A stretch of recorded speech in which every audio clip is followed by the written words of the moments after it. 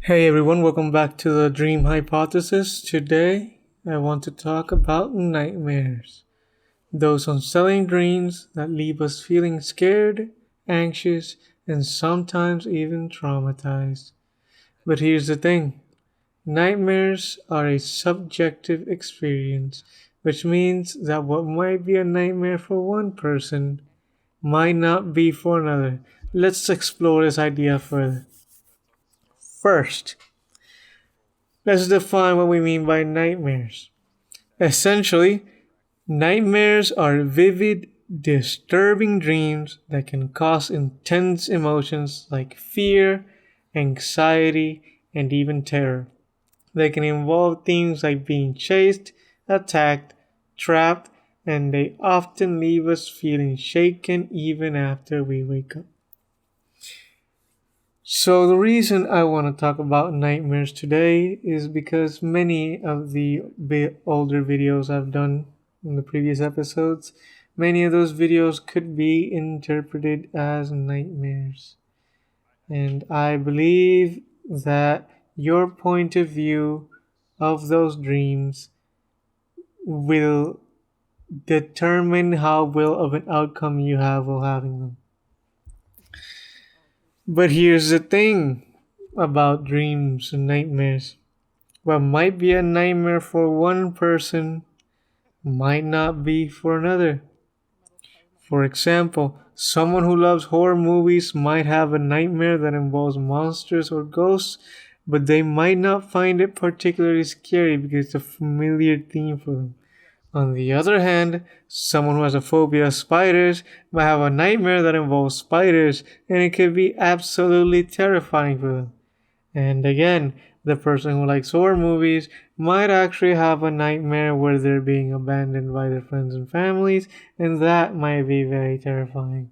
While the second person, the one who is afraid of spiders, might have a dream where they're being abandoned by their friends and family and just move on with their lives. It depends on the person and their point of view.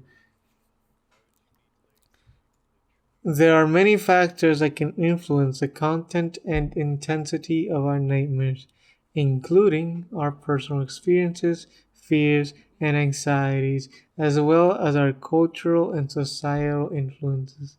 Speaking of cultural and societal influences, I remember as a kid, I had a very vivid nightmare about the chupacabra because I had read this scholastic book about monsters and mythologies.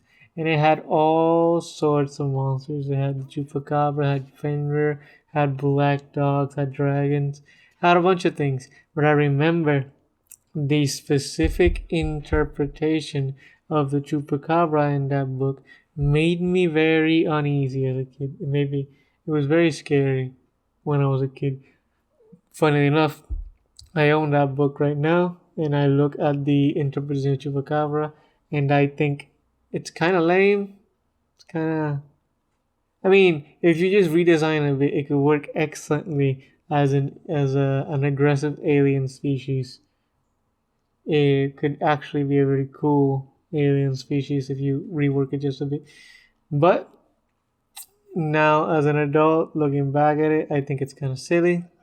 Even though at the time I was very scared of that interpretation, and it appeared in my nightmares in a very vivid and jump scary way. It was actually a jump scare type nightmare. I was sleeping in my bed when I heard some rumbling outside, something that I hear every day because sometimes wild horses just walk by my house. So hearing some rustling and rumbling outside my room isn't that weird of an experience. So I wake up and I look out the window and I look down and everything's normal, very vivid. Light looks normal, like it's more early morning. And I see the thing down there at the foot of my window, and then it looks up and jump scares me. It's kind of silly now, but it's really surprising how vivid that nightmare was. It was almost indistinguishable from real life, except for that part.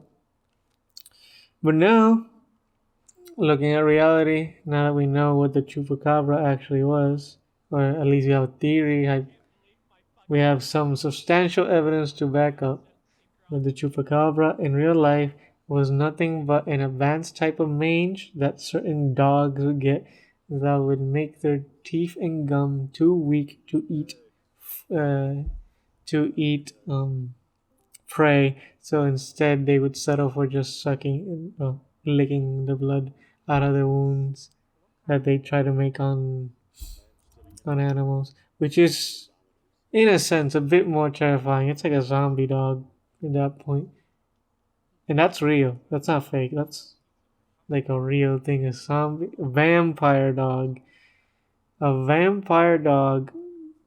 with no hair, very flaky and disease-ridden skin, and bloodshot eyes. That in reality is way too weak to actually hurt you in any way, shape, or form, apart from maybe giving you the disease itself. But it's a bit more horrifying than the original chupacabra, and that's one thing that I want to go.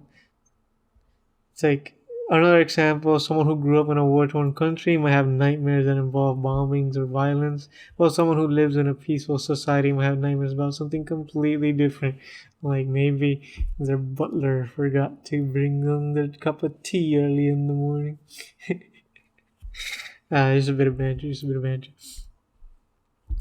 So, what can we take away from this? Well, the subjective nature of nightmares means that we can't necessarily compare experiences with others, and we shouldn't feel like we're weak or overly sensitive if we have nightmares that other people might not find scary. Instead, we should focus on understanding our fears and anxieties and work on finding ways to cope with them in a healthy and constructive way. One exposure therapies tends to work for people who have phobias. If you're afraid of snakes, you know, many people think snakes are slimy and oily and disgusting, but in reality, they're actually very dry, smooth skin.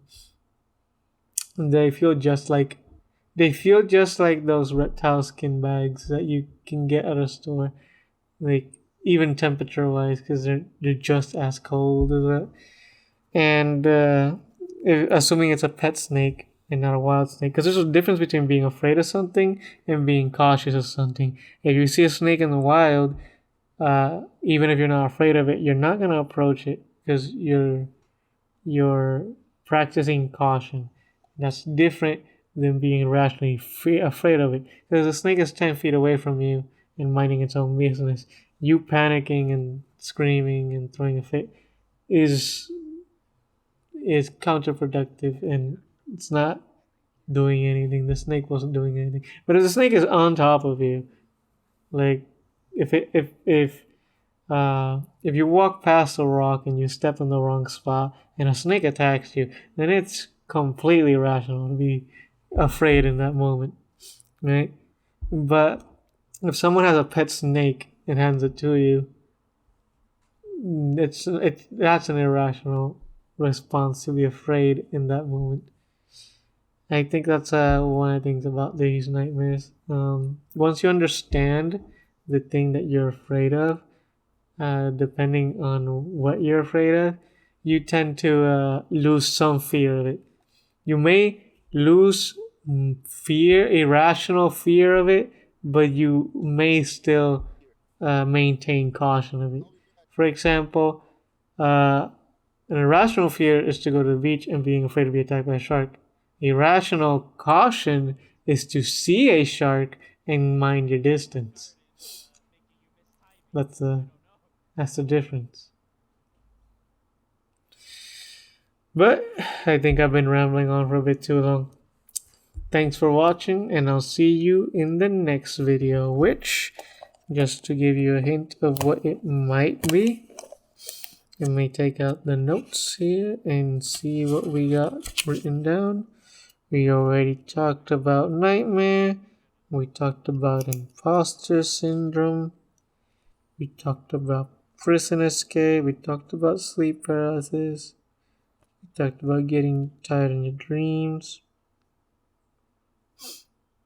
How about dreams where you are the hero?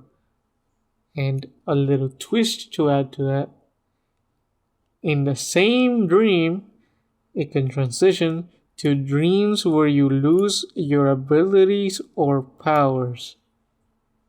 AKA, if the hero one was an example, let's say you can fly, you lose your ability to fly all of a sudden.